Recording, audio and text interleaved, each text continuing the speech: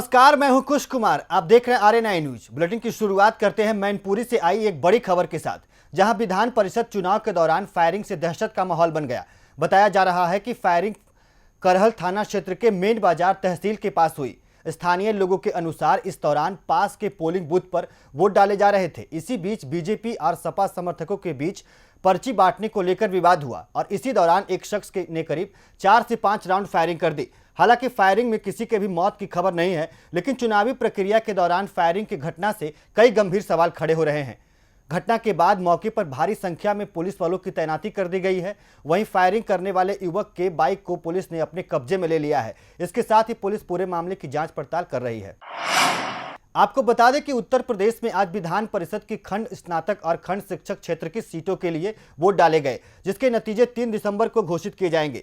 इससे पहले आज वोटिंग के दौरान कुछ एक क्षेत्रों में छिटपुट घटनाओं के अलावा अन्य जगहों पर शांति के साथ चुनावी प्रक्रिया संपन्न हुई।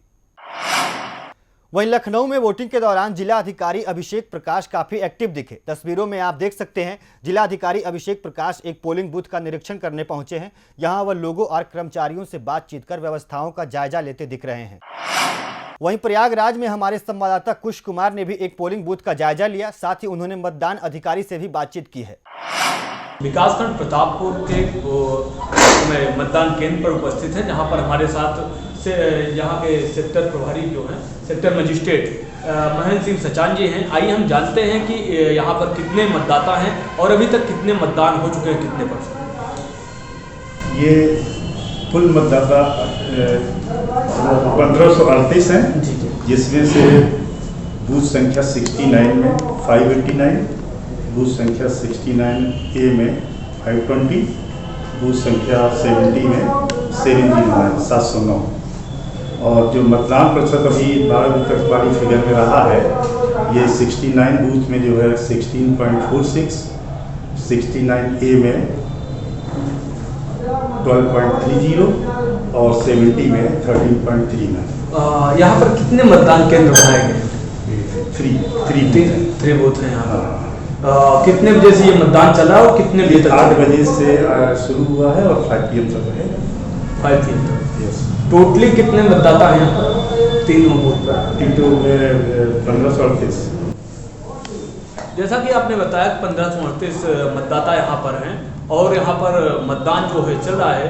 और सेक्टर मजिस्ट्रेट जो यहाँ पर हैं सचान जी ने बताया कि अभी ये 5 बजे तक मतदान लगातार चलता रहेगा। प्रयागराज से कुश कुमार द्विवेदी के साथ शिवम शुक्ला। हालांकि चुनाव में किस दल की कैसी जीत होती है, इसके लिए चुनावी नतीजों का इंतजार करना होगा। लेकिन इस चुनाव में मुख्य मुकाबला बीजेपी और सपा के बीच है। वहीं सूत्रों की माने तो सपा के मुकाबले बीजेपी का पलड़ा भारी दिख रहा है। हालांकि अंतिम फैसले के लिए चुनावी नतीजों का इंतजार करना होगा। और अब बात किसानों की करें तो कृषि कानून के खिलाफ किसानों के प्रदर्शन का 6ठा दिन है और किसानों के आंदोलन में सियासी रंग भी साफ साफ दिखने लगे हैं। आज एक और जहां दिल्ली में प्रदर्शनकारी किसानों और सरकार के बीच बैठक हुई, वहीं दिल्ली यूपी बॉर्डर पर डटे किसानों को भीम आर्मी का भी समर्थन मिला। यहां गाजीपुर गाजियाबाद सीमा पर डटे किसानों के समर्थन में उतरे भीम आर्मी चीफ चंद्रशेखर आजाद भी किसानों के प्रदर्शन में शामिल हुए और उनकी मांगों का समर्थन किया। और आप इस लड़ाई को लड़ रहे हैं तो जब शुरुआत कहीं से हो जाती है तो और सहयोग में बहुत लोग आ जाते हैं। तो ये आंदोलन किसान लीड कर रही है। बहुत मुबारकबाद सब लोगों को। हम लोग किसानों को समर्थन करने के लिए आए, क्योंकि किसान के मजदूर जो है ना, किसान और मजदूर का बिल्कुल चौड़ी दामन का साथ है। और मैं जिस समाज से आता हूँ वो मजदूर समाज जो है वो किसानों पे आधारित है। अगर आपकी खेती चली जाएगी, आपकी खेती के जो अधिकार आपको है वो चले जाएंगे, तो मजदूर तो वैसे बर्बाद हो जाएगा। सरकार ने नौकरी तो नहीं छोड़ी है, तो सरकार धीरे धीरे करके सबका इलाज कर रही है। व्यापारी का इलाज किया, नोटबंदी करके आम आदमी का इलाज किया। और अब ये किसानों के खिलाफ जो बिल बनाए हैं, जो किसानों की मर्जी नहीं है। 2.5 महीने से किसान आंदोलन कर रहे हैं, पहली बार नहीं है। 2.5 महीने से आंदोलन करे, सरकार ने सुना नहीं। वहीं कृषि कानून को लेकर समाजवादी पार्टी के प्रमुख अखिलेश यादव ने भी सरकार पर गंभीर आरोप लगाते हुए किसानों के साथ छल करने की बात कही है। उन्होंने एक ट्वीट कर लिखा कि आय दोगुनी करने का जुमला देकर कृषि कानून की आड़ में किसानों की जमीन हड़पने का जो षड्यंत्र है, वो हम खेती किसानी करने वाले अच्छे से समझते हैं। हम अपने किसान भाइयों के साथ हमेशा की तरह संघर्षरत हैं, जिसमें MSP, मंडी और कृषि बिल की सुरक्षा करने वाली संचार बची बनी रहे। और अब चलिए रामनगरी अयोध्या, जहां राम जन्मभूमि के लिए आमरण अनशन कर चर्चा में आए तपस्वी छावनी के महंत परमहंस दास एक बार फिर से चर्चा में आ गए हैं। अब की बार उन्होंने अपने जन्मदिन के मौके पर राष्ट्रपति को पत्र लिख करके इच्छा मृत्यु की मांग की है। अपने पत्र में परमहंस दास ने 7 मांगे रखी है और कहा है कि अगर ये मांग पूरा नहीं कर सकते तो उन्हें इच्छा मृत्यु की अनुमति दे। आइए आपको ग्राफिक्स के जरिए बताते हैं महंत परमहंस दास जी के वो मांग, जिसमें उन्होंने मांग की है कि जनसंख्या नियंत्रण कानून बनाया जाए, समान नागरिक संहिता लाई जाए, भारत को हिंदू राष्ट्र घोषित किया जाए, सभी बच्चियों की प्राथमिक से उच्च स्तरीय शिक्षा मुक्त हो, रामचरितमानस को राष्ट्रीय ग्रंथ घोषित कर विविध पाठ्यक्रमों में इसे अनिवार्य किया जाए, गौवंश को राष्ट्रीय धरोहर घोषित कर ग्रामीण स्तर पर इसका संरक्षण हो और जितने भी बेरोजगार हैं उनको उनकी योग्यता के अनुसार नौकरी देकर भारत को बेरोजगारी से मुक्त किया जाए। आपको बता दें कि अपनी मांगों से भरी चिट्ठी को परमहंस दास ने प्रधानमंत्री नरेंद्र मोदी और गृह मंत्री अमित शाह के अलावा मुख्यमंत्री योगी आदित्यनाथ और अयोध्या के जिला अधिकारी को भी लिखा है। और अब खबर आगरा से है, जहां आज होने वाला प्रधानमंत्री नरेंद्र मोदी का आगरा मेट्रो का वर्चुअल शिलान्यास कार्यक्रम रद्द हो गया। बता दें कि पीएम मोदी ने इस कार्यक्रम में शामिल होने के लिए यूपी के सीएम योगी आदित्यनाथ भी आगरा आने वाले थे, लेकिन प्रधानमंत्री कार्यालय से मिली जानकारी के अनुसार बताया गया कि पीएम मोदी की व्यस्तता के कारण शिलान्यास का कार्यक्रम फिलहाल टाल दिया गया है। वहीं सूत्रों की माने तो अब 5 दिसंबर को पीएम वर्चुअल तरीके से आगरा मेट्रो का शिलान्यास कर सकते हैं। वहीं आगरा के यमुना ब्रिज इलाके में गोलीबारी की खबर से सनसनी फैल गई। बताया जा रहा है कि यहां आदिल नाम के एक शख्स ने धर्मेंद्र नाम के युवक को अपने साथ उसके घर ले गया और कुछ देर बाद ही उसके परिजनों को सूचना मिली कि आदिल को गोली लग गई है और उसे इलाज के लिए एसएन मेडिकल कॉलेज में भर्ती कराया गया है। वहीं सूचना के तुरंत बाद सभी परिजन एसएन मेडिकल कॉलेज पहुंच गए, जहां आदिल को इलाज के लिए निजी अस्पताल से रेफर कर दिया गया, लेकिन इलाज के दौरान आदिल की मौत हो गई। बता दें कि परिजनों ने एक व्यक्ति के खिलाफ नामजद और 2 अज्ञात के खिलाफ तहरीर दी है। फिलहाल परिजनों की तहरीर पर पुलिस ने रिपोर्ट दर्ज कर ली है और मामले की छानबीन में जुट गई है। व्यक्ति को गोली लगने की सूचना थाना इत्मादौला पे प्राप्त हुई थी। मौके पे सभी पुलिस अधिकारी और थाना अध्यक्ष की टीम वगैरह पहुंच गई थी। इस व्यक्ति को इलाज हेतु एसएन मेडिकल में शिफ्ट किया गया, बाद में फिर इसको प्राइवेट हॉस्पिटल में इलाज हेतु भर्ती कराया गया और वहीं पे उसके आज मॉर्निंग में मौत होने की सूचना पुलिस को प्राप्त हुई थी। इसमें पंचायतनामा भर के पोस्टमार्टम के लिए भेजा जा रहा है।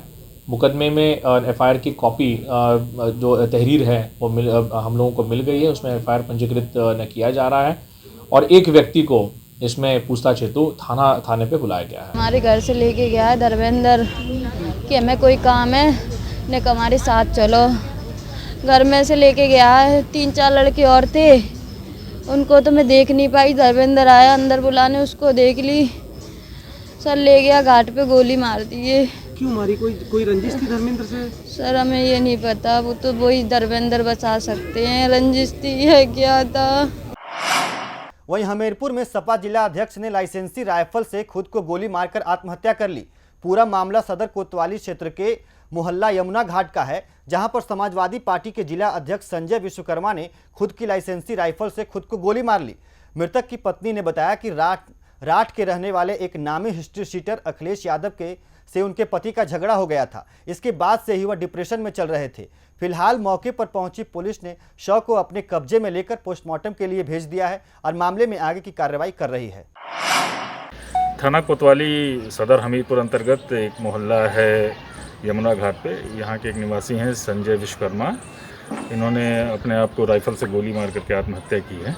इसी सूचना पे पुलिस आई है और आवश्यक वैधानिक कार्रवाई की जा रही है। राठ का अखिलेश है, उससे कुछ बहस हो गई।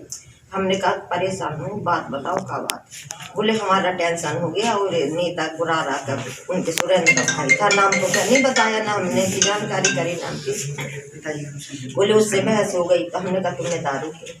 बोले साले ने उसी ने पिलाई है। हमने कहा वो नहीं पिलाई, तुमने पी ली? बोले उससे मेरी बहस हो गई, उसने पिलाई, मैंने पी ली, उससे मेरा झगड़ा भी। इतना पूछा, फिर इसके अलावा उन्हें कुछ नहीं पता है। बोले आज तक शाम तक के हैं हम। हमने कहा ऐसे क्या बात हो गई? क्या हमारा बाप गया और तुम ऐसी बात कर रहे? साहब एक बार बचाया, दूसरी बार पानी पीने लगे, बस घुस गए। वहीं लखनऊ में कमिश्नर डीके ठाकुर ने चार्ज लेते ही पुलिस की मुस्तैदी तेज होती दिख रही है। इसी कड़ी में महिला चौपाल लगाकर महिलाओं को सजग किया गया। बता दें कि राजधानी के नारायणपुर की सुल्तानगंज चौकी इलाके में महिलाओं को जागरूक करने के लिए एक कार्यक्रम का आयोजन किया गया। बताया जा रहा है कि एडीसीपी चिरंजीवी नाथ सिन्हा भी इस दौरान कार्यक्रम में मौजूद रहे। वहीं मेरठ में धर्म विशेष के खिलाफ फेसबुक पर आपत्तिजनक पोस्ट डालने को लेकर माहौल गर्मा गया है। मामला थाना कोतवाली क्षेत्र का है, जहां एक युवक द्वारा सोशल मीडिया पर धर्म विशेष को लेकर आपत्तिजनक पोस्ट शेयर करने पर लोगों में रोष फैल गया, जिसके बाद आरोपी के खिलाफ कार्रवाई की मांग को लेकर मुस्लिम समाज के सैकड़ों लोग इकट्ठा हो गए। इनकी मांग है कि आरोपी के खिलाफ जल्द से जल्द कार्रवाई की जाए। हालांकि फिलहाल सीओ कोतवाली ने लोगों को समझा बुझाकर किसी तरह से मामले को शांत करा लिया है।